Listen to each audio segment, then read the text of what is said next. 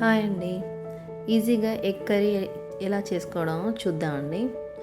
First నేను 5 eggs తీసుకొని boil చేస్తున్నా. ఎవరిష్టం వాళ్ళదండి. ఎగ్స్ బాయిల్ చేసి పక్కకు పెట్టుకోవాలి. ఉల్లిపాయ, పచ్చిమిరపకాయలు, టమాటాలు చాప్ చేసి పక్కకు పెట్టుకోవాలి. తర్వాత 150 ml ఆయిల్ పోసుకొని, ఇష్టం అండి, ఎగ్స్ ఫ్రై చేసుకోవచ్చు, లేదా బాయిల్ చేసినవి అలాగే కర్రీలో కూడా వేసుకోవచ్చు. చాయిస్ అది మీదే. అలా ఫ్రై చేసి కొంచెం బ్రౌన్ కలర్ వచ్చేంత వరకు చేసుకొని పక్కకు పెట్టుకోవాలి.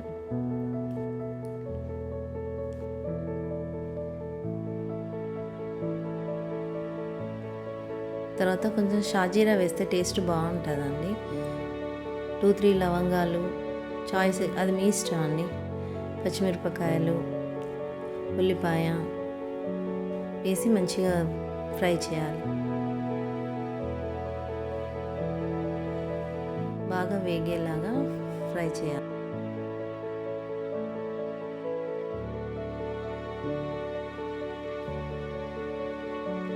ఇది ఎక్కువ బ్యాచిలర్స్కి బాగా యూజ్ అవుతుందండి. బ్యాచిలర్స్కి మార్నింగ్ బాక్సెస్లో పెట్టుకోవడానికి ఈజీగా తొందరగా కంప్లీట్ అవుతుందండి.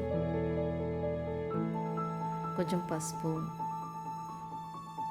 1.5 స్పూన్ అల్లం,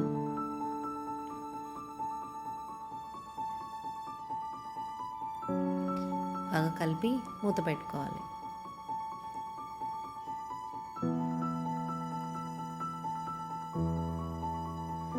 బాగా కలిపి టమాటా వేసుకోవాలండి. టమాటా వేసుకొని మామూలుగా కలిపేసుకోవాలండి. నార్మల్ ఫ్లేమ్లో పెడితే ఉడికిపోతుంది.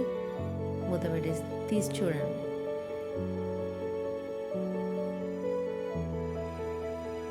గుజ్జు గుజ్జు అయ్యేలాగా బాగా కలుపుకోవాలండి. కొంచెం కారం, టేస్ట్కి తగినట్టు కారం వేసుకోవాలండి. నేను 4 స్పూన్స్ వేసుకున్నా. టమాటా పులుపు ఉంటుంది కదండి, అందుకే నేను 4 స్పూన్స్ వేసుకున్నా. 1.5 స్పూన్ సాల్ట్ వేసుకున్నా.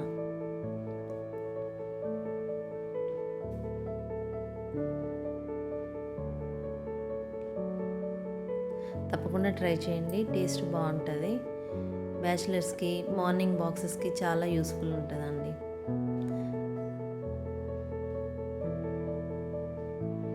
ఎగ్స్ వేసుకొని కలుపుకోవాలండి.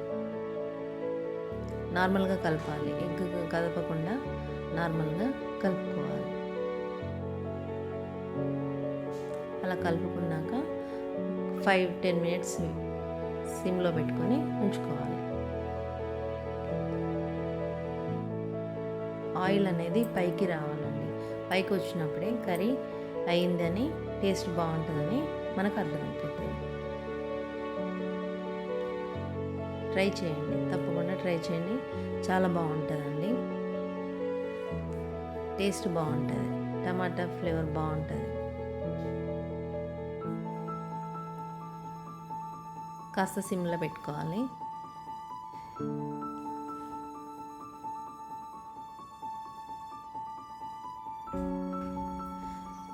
కొంచెం ధనియాల పౌడర్, హాఫ్ స్పూన్ ధనియాల పౌడర్, హాఫ్ స్పూన్ మసాలా వేసి నార్మల్గా కలుపుకోవాలండి. ఎగ్స్ కలపకుండా కలుపుకోవాలి. నార్మల్గా కలుపుకోవాలి. ఇప్పుడు 5 మినిట్స్ తర్వాత మళ్ళీ ఒకసారి కలుపుకోవాలి. ఎగ్స్ కదిపితే బాగుండదు.